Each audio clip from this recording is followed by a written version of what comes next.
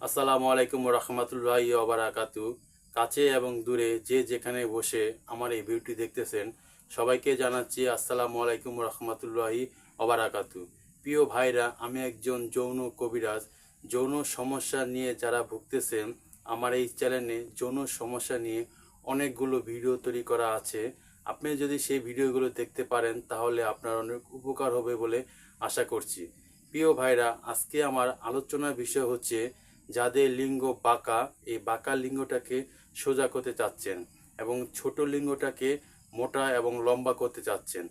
প্রিয় যুবক ভাইরা, আজকাল আমাদের দেশে বিয়ের আগে যুবকরা হস্তমোদন করে তাদের লিঙ্গটাকে ধ্বংস করে দিচ্ছে।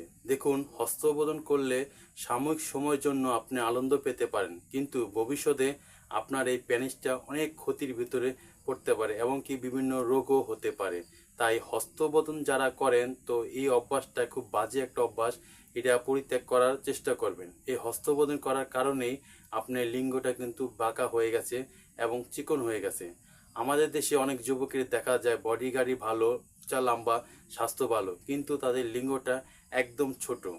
যে সমস্ত যুবকরা তাদের লিঙ্গটাকে এরকম হস্তমোদন করে বাঁকা এবং চিকন করে ফেলেছেন, তারা এখন অনেক দুশ্চিন্তায় পড়ে গেছেন। কি করবেন?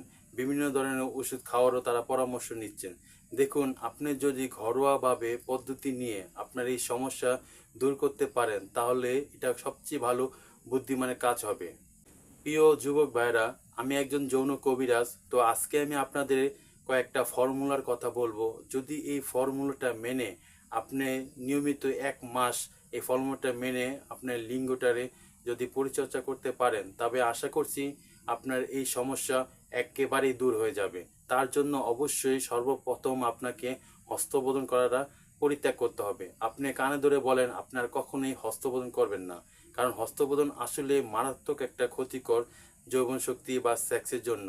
আপনি যখন হস্তবোধন করেন তখন আপনার কাছে ভালো লাগে, কিন্তু ভবিষ্যতে এটা অনেক ক্ষতি হবে। আপনি যখন আপনার স্ত্রীর সাথে সহবাস করতে যাবেন তো বেশিক্ষণ সময় ধরে সহবাস করতে পারবেন না, এবং শুধু তাই নয়, আপনার এই বীর্যটা অনেকখানি পাতলা হয়ে যাবে।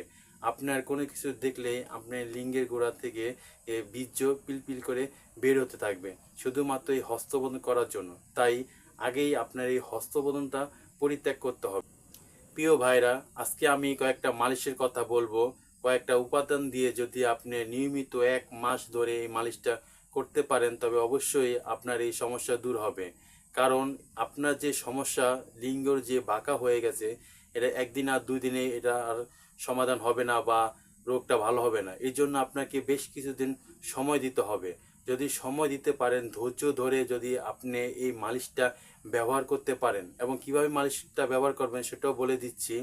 যদি আপনি ব্যবহার করতে পারেন তাহলে অবশ্যই আপনি উপকার পাবেন, কারণ কবিরাজ হিসেবে তো আমি জানি কিভাবে কি সমস্যা দূর করা যায়। প্রথমে আমি আপনাদেরকে একটা মালিশের কথা বলবো, সেটা হচ্ছে গিয়ে জোকের তেল। যদি আপনি এই জোকের তেল সংগ্রহ করতে পারেন কোথাও থেকে, তাহলে আপনার কাজ প্রায় 90% হয়ে যাবে। কারণ জোকের তেলটা লিঙ্গের জন্য খুবই উপকারী একটি তেল। এই তেলটা আপনি প্রতিদিন রাতে 10 থেকে 12 চামচ ছোট একটা পাতিলা গরম করে, কুসুম গরম করে আপনার লিঙ্গে গোড়ায় মালিশ করতে হবে। যদি জোকের তেল আপনি কোথা থেকে কালেকশন করতে না পারেন তাহলে জয়তনের তেল ব্যবহার করতে পারেন। আর জয়তনের তেলটা যদি না পারেন তাহলে আপনি খাঁটি সরিষার তেলটা সংগ্রহ করবেন। এই খাঁটি সরিষার তেলের সাথে আপনি অবশ্যই 5 থেকে 6 কোয়া রসুনের কোয়া দিয়ে দিবেন।